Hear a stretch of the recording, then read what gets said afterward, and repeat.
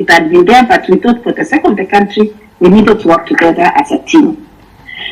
My threats were in two phases. My first threat was on to resign as a commissioner.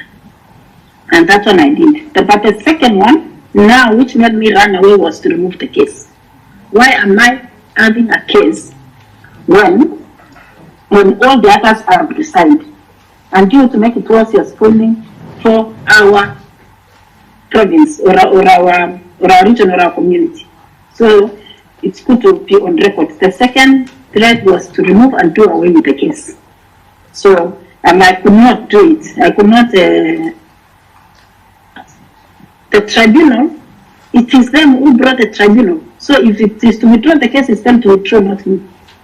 So that was the reason. Another thing somebody mentioned about Tuchu, that we are seeing with Tuchu. I want to deny that one, especially me personally, because Tuchu and Chupili took me to court.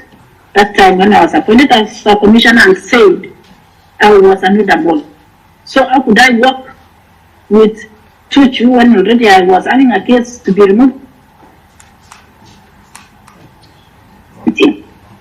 So in that case, it is I cannot buy that one in. It is just it was just to tarnish some of us to show that we were with Asimil. So that one I cannot buy it in. Whoever said it. The issue of ballot papers. One of the chairmen mentioned that we went to Greece and they want to know what happened. On my side, we went earlier with Nyangaya, with Kunia, and I want to be on record that when we were in Greece, we didn't even know that there were two ballot papers. Ballot paper 1 of 1 and ballot paper 1 of 2. And that's why we are saying we should open the servers, include even ballot boxes, because we don't know if all the ballot papers, the two sets were used or not. Because when the issue came out, it was agreed in formats with all political parties that ballot paper 1 of 2 should not be used and should be kept. And ballot paper 1 of 1 only was to be used. So that's the issue which I discovered myself after the second group went, and then the political party said, how come we have two types of ballot papers? But we were to have only ballot 1 of 1. How ballot 1 of 2 came out, it was not discussed at the commission, and it is not even on plenary or on record. So that's another issue. When we open the ballot papers and do the auditing, that issue needs to come up. When Merchant said that we refused the timing because the margin was too small, I want to say first, there were no results which had come out. The dispute was on the 100%. It was 100.001. We were saying in counties, how come results go beyond 100? And I want to say that every vote counts, even if it's 1 vote. So, even if that's why they say 50 plus 1, meaning even if 1 vote, it counts. So we should not say because the margin was so small that some votes should not count. And I want also to say, when we were announcing the results, we had a team, we had done elaborate, that's why we were working all together nicely. The returning officers were to come to the dam of Bomas, sit with political parties agents and give us a summary to announce. So what we were announcing was summary. And that summary was to be taken to be typed and to be brought now, and each commissioner to check what they announced if it's matching with the typed work. But I want to tell this committee, the summaries went one way until today. We've not seen them, we've not seen what we announced, if it's matching what was typed. And while I was at the tribunal, we asked for those results, including from 34C. And it is on record and unanswered. Chebukati answered that all the results we pulled out because it was very expensive to maintain the system. So, one, we could not verify or check what was there because we were told the system had been removed and it was very expensive to maintain. And that one is even in the answered report of the Mutembei tribunal. So the issue of somebody saying we should have gone round and also do our own research, it was not possible because 46,000 and everything you cannot do unless you have something, a paper and everything. The system, the process of the role of CEO, I want to say, this one also is in my case, the chairman wrote to have letters sealed specifically everyone. Me, I was taken out of the legal section and the results tallying and verifying at Bomas after announcing. The chairman put it in writing, it was Kulie and Marjan. So we have those letters, also it's in my case. So it was very clear when somebody says, why didn't you participate? We were given firm instructions in writing. Now, the issue of asylum, I want to say, as of now, I've not taken an asylum because I have a case in court. When you take an asylum, it means that you don't owe allegiance to that country you are dealing with. I'm on a visitor visa, and if issues are sorted out, I'll be coming home, and if not, because the case, until my case is over, I'll not come home. Because the issue now, the problem I'm having threats, is to do with my case. So I'll seek to extend my visa until I see that case is done and finished. Finally, I want to thank the committee for giving me this opportunity to answer most of what has been said, but I believe my colleagues will do so. Thank you very much. Thank you, Masir Cherera. Commissioner Cherera, your final. Commissioner Cherera. Yeah, she's okay. Thank you, co-chair, for this opportunity. Let me talk about procurement in IBC, about the ballot papers.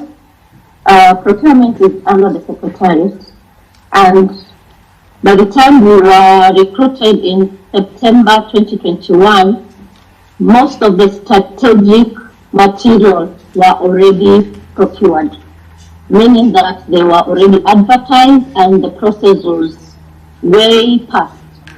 So we've had issues with the way things were done when we first arrived.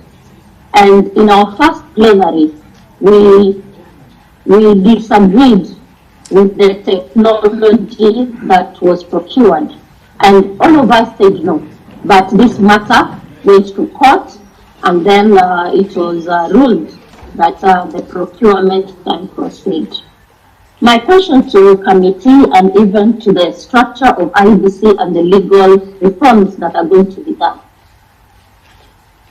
There is no avenue when the commissioners disagree, and especially when majority disagree, and there is no any other avenue, IBC being independent, to go and vet out for this matter to be agreed upon in an amicable manner, knowing that IBC is the referee, and referee needs to do things that are acceptable to each and everyone that is going to be participating in this thing.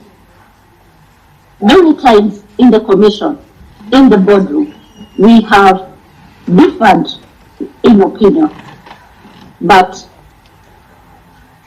for the sake of the country having an election in August the 9th, all these matters were quickly agreed upon and some put under the table so that we can have the election.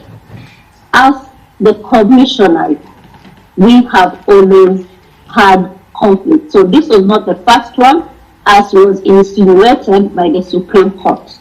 It's only that there is no any other avenue. And I will propose something. In the future, can there be an ad hoc, can there be a neutral body that oversees IBC apart from JLAC? In that body should be like this bipartisan committee, so that things that the commissioners have already clashed about can be resolved, and then the commission moves ahead. The procurement of ballot papers was already done, and I will jog your minds back in July. I can't remember the specific date, but the newspapers in the country were all awash with news that ballot papers were coming from Uganda. And a honorable member was mentioned, whether it was data press or not. Funny enough, the night of that day, the chairman called me and said that tomorrow we are receiving our legit ballot papers from the airport. As the vice chair, I was shocked why this is happening as if we didn't have a plan. Nonetheless, the next day, the chairman plus a few commissioners went to the airport to receive our ballot paper, and the rest remained because we had a function with Kenya Private Sector Alliance. That day, there was a clear departure of the commission not working together. But for the sake of the country, we stood and we told the country that everything is in order. It was just communication breakdown between the secretariat and the commissioners. That should not have happened in a civilized country like ours. That is something that breaks the trust, because if the secretariat will do something and they will not inform the commissioner, that is wrong. Let me submit to the committee that after that, the chairman proposed to the stakeholders that we will go to Greece to oversee the printing of the presidential ballot papers, because by then, papers had already started coming to the country. So the presidential ballot papers were the last in the schedule to be printed. So the stakeholders, I am a chair of the partners, so the stakeholders gave their names and we started the process of getting visa to Greece. The process took a little bit longer than expected. We had to get people intervene on behalf of the team. By the time we left the country to Greece, the presidential ballot papers were already printed and were just doing the final bit of areas that had court cases that were slowly being concluded by the court. Say, for example, the Mombasa Liberatorial, that those were the last bits that were going to go into the printing. Our mandate was to check the presidential ballot papers and the printing process. Cherera, sorry to cut you short. The work. Commissioner, sorry to cut you short. Yes. You said by the time you got to Greece, the presidential, all the other ballot papers by the time you left for Greece were here. But then you have mixed up yourself. You were talking about getting there and they were done, except cases in areas where there were cases like in Mombasa. But the presidential ballot paper is printed, one ballot paper for the entire country. It doesn't matter whether it's a case or not. Yes, the ballot papers for presidential did have issues, because remember, we were printing the ballot papers for each voter for the whole country. Commissioners needs to be selected 2 years before. We were only selected 8 or 9 months before the elections. That way we had